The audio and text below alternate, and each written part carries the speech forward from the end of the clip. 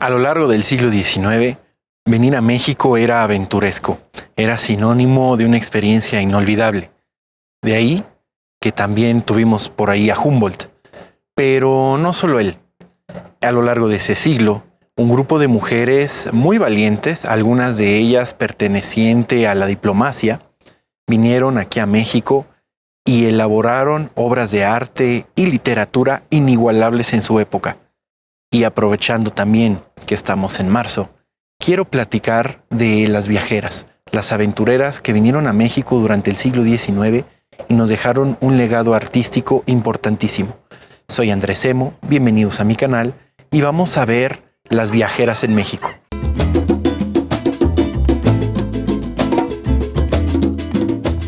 Primero, vamos a hablar un poco de la mirada extranjera en México. Si bien la mayoría de estas personas venían de Europa, encontraban en este país un desarrollo que no esperaban. Humboldt mencionó varias veces en su brillante obra que el conocimiento que encontró en el Palacio de Minería o las artes que vio en México no pedían nada a los centros más avanzados de Viena. E incluso México sorprendía no solo por lo avanzado de sus conocimientos, sino por sus paisajes. No había viajero, no existía, que no se quedara desbordado de impresión cuando veía por primera vez la Ciudad de México. Ese momento marcaba la vida de cualquiera que pisaba este país. Vamos a platicar de 4 mujeres que cada una de ellas, con sus características y su enorme cultura, quedó fascinada por nuestra nación y nos dejó un legado memorable que al día de hoy disfrutamos mucho. La primera de estas brillantes mujeres que nos visitó, de la que vamos a hablar, es Emily Elizabeth Ward. Ella llegó por el puerto de Veracruz y debió de ser transportada en un sistema llamado litera hacia la Ciudad de México, del cual ahorita vamos a platicar.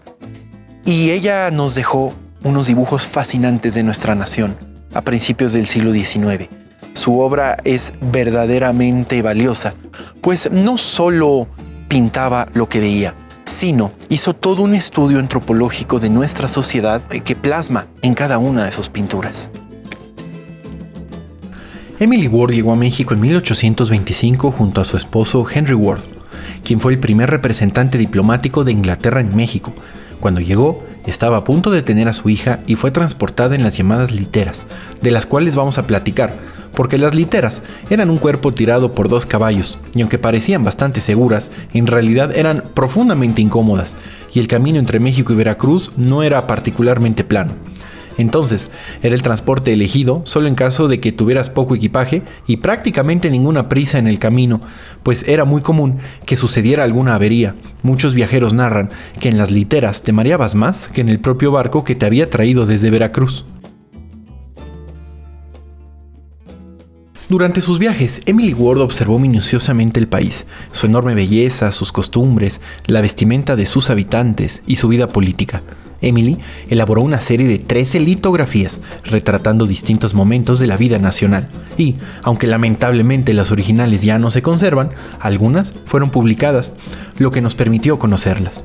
En las imágenes se refleja la gran calidad artística que Emily manejó magistralmente y supo dar a sus composiciones fuerza y delicadeza.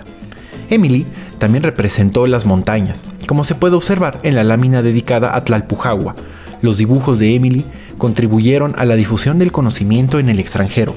Incluso, en 1839, otra mujer de la que vamos a platicar, Madame Calderón de la Barca, la menciona, pues al cruzar el puente nacional camino de Veracruz a México, se detuvo un momento para admirar el hermoso puente tendido sobre el río de la Antigua, con sus arcos de piedra, el cual trajo a la memoria un dibujo de la señora Ward.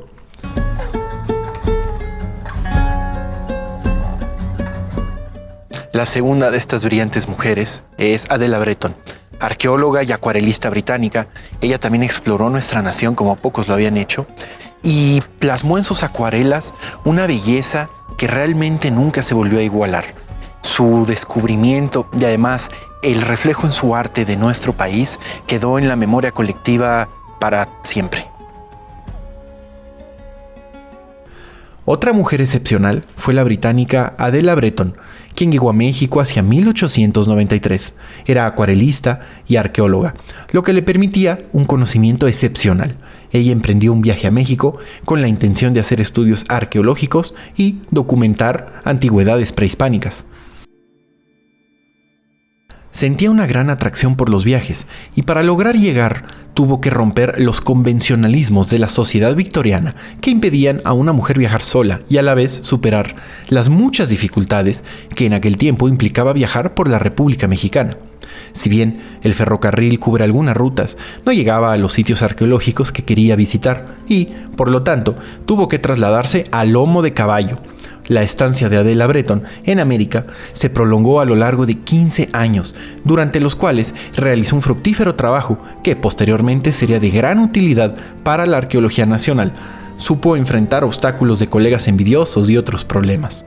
Siguiendo la tradición establecida por Humboldt, Adela se sintió atraída tanto por el paisaje mexicano como por la arqueología, mismos que trató de retener en la memoria. Como paisajista, se valió principalmente de la acuarela, que dominaba a la perfección y que la vinculó, al igual que Emily Ward, con la tradición paisajística de la pintura inglesa. Especialmente, se interesó por representar las elevadas cimas de los volcanes de las que carecía su patria. Adela Bretton ocupó la mayor parte de su tiempo en la reproducción y documentación de antigüedades prehispánicas. Su principal campo de interés: visitó muchas zonas arqueológicas descubiertas entonces como Teotihuacán, Mitla y Monte Albán, Tajín y Chichén Itzá. Incluso alcanzó a dibujar la pirámide del adivino de Uxmal y el anexo del complejo de las monjas en Chichén Itzá, ya que se preocupó por reproducir con exactitud y fidelidad las formas y policromías originales. Sus obras son en muchos casos los últimos testimonios que quedan sobre piezas que ya no existen, como la reproducción de los murales de Teopancalco en Teotihuacán, la fotografía coloreada por ella del relieve del Templo de los Jaguares en Chichén Itzá y los murales del norte y occidente de la cámara interna del mismo edificio. Se ganó el respeto de sus colegas mayistas y, a su muerte, dejó su legado al Museo Bristol en Inglaterra.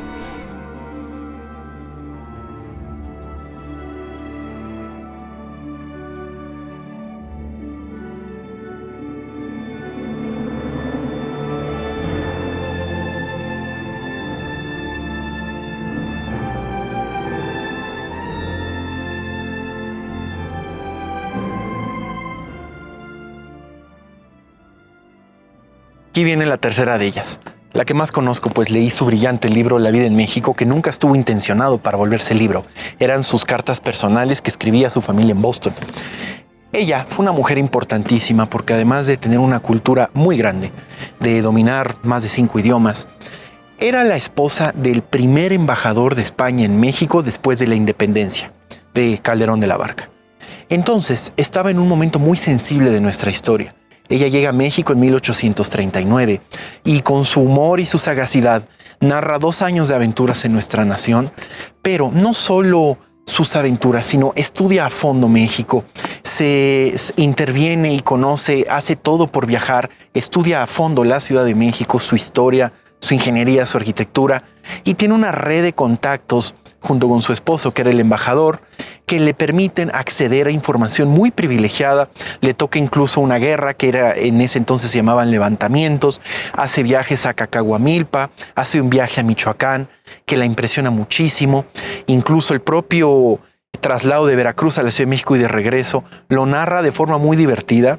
Sí hay que mencionar que tiene esta visión eurocentrista, como era normal en la época. Ella visita México en 1839 y se queda aquí 2 años.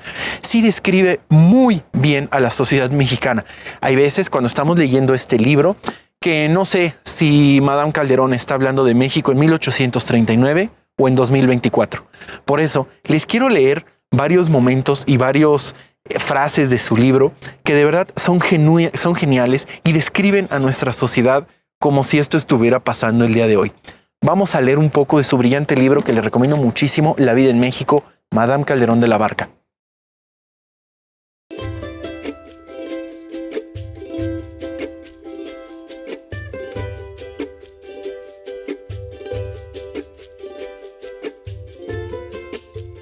En su libro, ella es muy descriptiva de cada día, de cada suceso que le acontece en el contexto nacional. Aquí, por ejemplo, está hablando de su traslado de Veracruz a la Ciudad de México en diligencia. Y ella menciona, la diligencia hace el viaje en 4 días, si no se le rompe nada. El coche toma todo el tiempo que se quiera. Las literas 9 o 10 días y van lentamente en mulas, con el balanceo de una silla de manos. Las diligencias al menos proporcionan alimentos y camas dispuestas de antemano en las posadas. Los otros, ni eso. Me declaro en favor de la diligencia. Cuando ella viajaba, no solo describía el paisaje, sino incluso entrevistaba a la gente. Y además entendía muy bien el contexto de cada lugar. Por ejemplo, aquí nos narra, hay una circunstancia que debe tener en cuenta todo el que viaja por el territorio mexicano. Cuanto ser humano, cuantas cosas se ven al pasar, son por sí solos, sino un cuadro, cuando menos excelente pretexto para el lápiz. Todo en esta nación es pintoresco. También, en su libro, Madame Calderón refleja muy bien a la Ciudad de México de 1840. Por ejemplo, aquí nos menciona: hice mi debut en México yendo a misa a la catedral. Al atravesar el coche la Alameda, que se encuentra cerca de nuestra casa, admiramos sus nobles árboles, las flores y las fuentes. Y bajo el sol, todo era un golpe de brillos para la vista. Eran pocos los carruajes que transitaban por ella. Se veían algunos caballeros montando a caballo. Unas gentes amantes de la soledad descansaban en las bancas de piedra. Profusión de mendigos y los forcats con sus cadenas, regando las avenidas. Pasamos por la calle de San Francisco, la calle más hermosa de México, tanto por sus tiendas como por sus casas. Entre ellas el Palacio de Iturbide, ricamente labrado, pero ahora casi en ruinas, y que termina en la plaza en donde se levantan la catedral y el palacio. Es decir, además, cuando ella tenía que mencionar algo polémico en sus cartas, porque recordemos que este libro son letras personalísimas que ella enviaba hacia Boston, donde vivía su familia, donde eran interpretadas por sus familiares. Ella mencionaba los términos polémicos en francés, entonces jugaba muy bien con estos conceptos complejos, cuando no quería ofender o no quería comprometer su narración. Esto lo hace muy bien y lo hace de forma brillante. Y también es una elegancia en el lenguaje que se agradece a lo largo de toda su enorme obra. Es un libro de 400 páginas. Fueron 2 años de cartas cada semana, puntualmente escritas. Incluso cuando habla del centro histórico de la Ciudad de México, menciona siempre Tenochtitlan y qué lugares existían antes, porque lo estudió muy bien. Por ejemplo, aquí nos dice: pasó el coche frente a la catedral, construida sobre el sitio que ocupaban parte de las ruinas del gran templo de los aztecas, de aquel tiempo piramidal que construyó Ahuizotl, el santuario tan mentado por los españoles, el cual comprendía diferentes edificios y santuarios, que ocupaban el terreno en que ahora se levanta la catedral y que incluye la parte de la plaza y las calles contiguas. Es decir, tenía mapas bastante bien elaborados de qué había antes de que los españoles construyeran la ciudad. Por ejemplo, aquí menciona: nos han dicho que dentro del recinto del templo había 500 habitaciones y que el vestíbulo era de cal y canto, adornado de serpientes de piedra. Aquí está describiendo al Palacio de Moctezuma. Ella usaba todas las descripciones que existían y las leyó y las comprendió de los sitios mexicas en cada una de las iglesias que visitaba. Además, le preguntaba a los sacerdotes qué pensaba al respecto, con una narración muy sagaz. Y también Madame aquí utilizaba en su lenguaje conceptos que bien podrían pasar en México en 2024. Por ejemplo, le tocó atestiguar un crimen y como moraleja, como mensaje final, ella escribe después de toda su descripción: es muy raro que en estas latitudes el crimen encuentre el castigo con tanta prontitud, o que siquiera encuentre castigo alguno. Es decir, ya existían estos conceptos de los que hoy nos quejamos tanto del estado de impunidad, y esto es 1839. Aquí una parte de su narración que a mí me encanta. Por ejemplo, aquí dice: con decir que el mañana mexicano, si se traduce en tiempo o propiedad, significa nunca, significa no va a suceder, que es un concepto que muy bien podría aplicar el día de hoy. Algo que tuvo mucha oportunidad Madame Calderón de la Barca fue de viajar alrededor de la Ciudad de México, que recuerden que era una ciudad primigenia muy pequeña que terminaba en la Alameda, bastante más pequeña que Tenochtitlan. Y por ejemplo, los alrededores los describe así: Pero aun cuando los alrededores de México son llanos, aunque no hay muchos árboles, poca tierra cultivada, haciendas abandonadas e iglesias en ruinas por todos lados, su magnífico clima, un cielo siempre risueño, la exuberancia de rosas y de guisantes de olor en los jardines desiertos, grupos aislados de hermosos árboles, entre ellos el árbol del Perú, Shinumole, el árbol peruano de la pimienta, de colgantes ramas cargadas de racimos de bayas de rojo coral, de viejos huertos con sus frutos en flor, y la certeza de cuanto es necesario al hombre puede producirse con poco trabajo. Todo concurre a situar este paisaje entre aquellos por donde es imposible pasar con indiferencia. Es decir, permanentemente se sorprendía de los paisajes de nuestra nación. Igual le tocó una circunstancia muy particular, pues era muy conocido los robos en los caminos que había en México a principios del siglo XIX, en particular en las afueras de la Ciudad de México. Y se lo advirtió el mismo presidente, a ella le tocó Anastasio Bustamante. Entonces, de pronto, ella se entera o ve de un asalto en las carreteras y lo explica, si bien no la asaltaron a ella porque traía escoltas, lo explica de un modo muy peculiar. Ella dice, fue una singular coincidencia que el capitán de los ladrones, aunque medio encubierto por un disfraz, tuviera un sorprendente parecido con el ayudante del presidente. Si esto no son coincidencias, entonces no sé qué fue. Es decir, el ayudante del presidente sabía del cargamento y los asaltó. Algo que la sorprendió mucho de México es, por ejemplo, ella menciona, no existe ningún país en el mundo en donde se consuma tal cantidad de alimentos de procedencia animal. Comen carne 3 veces al día. Pero en cuanto a amabilidad y cariñosos modales, nunca me he encontrado con mujeres que puedan rivalizar con las de México. Las describe con una dulzura que ella nunca había visto en la Europa o en los varios viajes que había hecho realmente por todo el mundo. Las mujeres mexicanas la tenían fascinada, pero también las estudió a fondo y encontró lo ningunicizadas y lo despreciadas que estaban socialmente y lo describió en su libro. En sus narraciones por la Ciudad de México, ella describía mucho el Canal de la Viga y lo describía como hermoso. Por ejemplo, es el de la Viga uno de los más bellos que imaginarse pueden. Y además ella iba ahí con su esposo no solo a pasar la tarde, sino a comprar varios productos que venían de Xochimilco por la acequia de la Viga, que después se convertía en la de Roldán y entraba toda la mercancía al centro de la Ciudad de México. Pero ella narra ir a la Viga como una de las experiencias más bellas que un ser humano podía tener en una ciudad bastante más pequeña que la que conocemos hoy. Era un paseo verdaderamente privilegiado. Incluso lo describe como un canal atestado de canoas, con los indígenas que cantan y bailan con indolencia, con un aire puro y transparente. Entonces se podía creer que México es mucho más floreciente, el más feliz y el más apacible lugar del mundo. Apenas existe el eslabón entre la frazada y el raso, entre las amapolas y los diamantes. Es decir, ella ya entendía y logró describir aquí uno de los grandes problemas que aquejan a nuestro México actual. Era un país sin clase media. Y esta es una característica que también Humboldt menciona.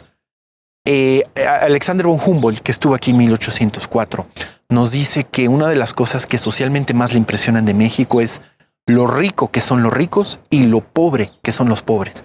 Esos extremos sociales no los habían visto ninguno de los dos en ningún sitio del mundo. Aquí una nota que le llamó mucho la atención y a mí también cuando lo leí es el tema de la cultura. Ella nos menciona, no se conocen en México las bibliotecas circulantes. Los libros cuestan 2 veces más que en Europa. No existe la difusión de conocimientos útiles entre el pueblo. No se publican papeles ni semanarios baratos para su amenidad y enseñanza. Pero no se atribuya a la falta de interés de parte de muchas personas bien intencionadas e ilustradas, sino más bien a la situación inestable del país y a la guerra civil, que es una llaga que impide que maduren los buenos sistemas. Ella concluye su obra en general con este viaje a Tampico y después a Veracruz con palabras muy duras. Ella dice, la situación de México es melancólica. Y esto lo encuentra por una situación que era real en 1839 y sigue pasando en 2024. El 65% de los mexicanos estaban en pobreza, en una situación absolutamente injusta. Eso lo encuentra ella desde que llega y además le impresiona mucho cómo un país tan rico puede tener una cantidad tan importante de su población en ese nivel de pobreza.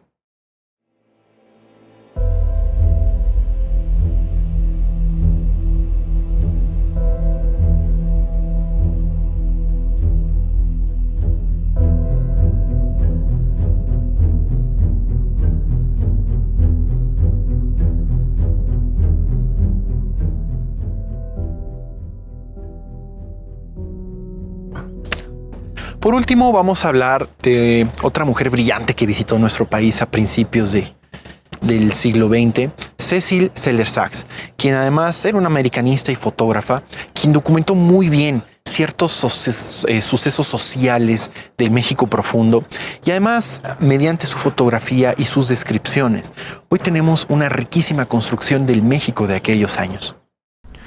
Cecil Celer-Sax provenía de una familia judío-alemana que tuvo un estatus elevado en la sociedad. Ella emprendió sus estudios sobre las antiguas culturas mesoamericanas desde una perspectiva interdisciplinaria. Conocía la lingüística, historia y arqueología. Tradujo obras clásicas, conformó diccionarios de distintas lenguas indígenas, describió ritos, costumbres, ceremonias y reunió el mayor número posible de objetos y testimonios sobre las culturas americanas antiguas. Desarrolló durante 38 años estas actividades, lo que la convirtieron en una experta en la materia. Ella, junto con su esposo, estructuró su vida en torno al interés científico. Los viajes a los sitios arqueológicos se impusieron con una necesidad para realizar los proyectos de investigación.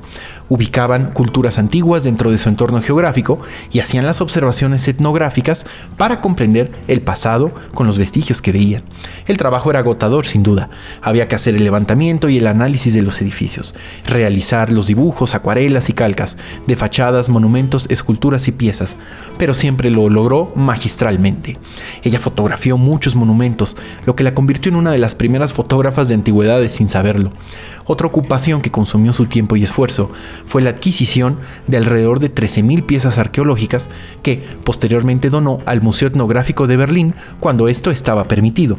Con un profundo amor por la naturaleza, contemplaban la exuberancia de zonas tropicales, la belleza de las regiones desérticas, los amaneceres y atardeceres de nuestro país, que llegó a describir como los más bellos que sus ojos vieron.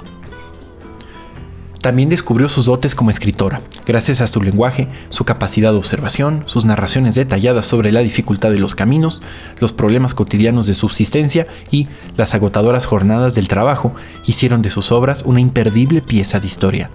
Junto con la fotografía documental, Cecil realizó tomas de paisajes, de escenas rurales y retratos de personas con trajes regionales que permiten apreciar su fina sensibilidad artística y la sitúan como fotógrafa paisajista y costumbrista. También aquí se manifiesta su amor a la naturaleza, su interés por la vida de las mujeres y su afición por el campo.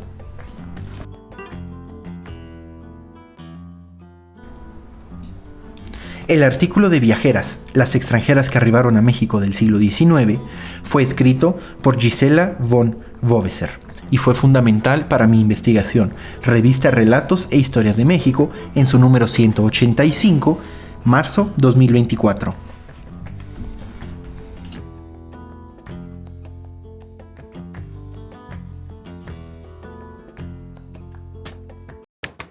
Amigos, como siempre, muchísimas gracias por haber visto hasta acá el video. Soy Andrés Semo, me encuentran en Instagram como @semodrom y estrenamos ya podcast en Spotify, igual que como en YouTube, Semo Historia. Recuerden que todos los mapas que vimos están a la venta, igual todas mis fotografías. Les dejo aquí las páginas, aquí en la descripción del video. Para mi investigación fue muy importante los siguientes dos libros. La vida en México, de Madame Calderón de la Barca, que es ella misma lo escribió a través de sus cartas, en Editorial Porrúa. Se lo recomiendo muchísimo. Lo van a disfrutar cada palabra porque además no solo es una descripción de su vida, sino realmente es toda una investigación. Y la revista Relatos e Historias, el capítulo de Viajeras, que es la edición de marzo de 2024, que además estuvo a la venta en muchos puestos de periódicos. Estos dos libros fueron el fundamento para este video. Muchísimas gracias. Hasta la próxima.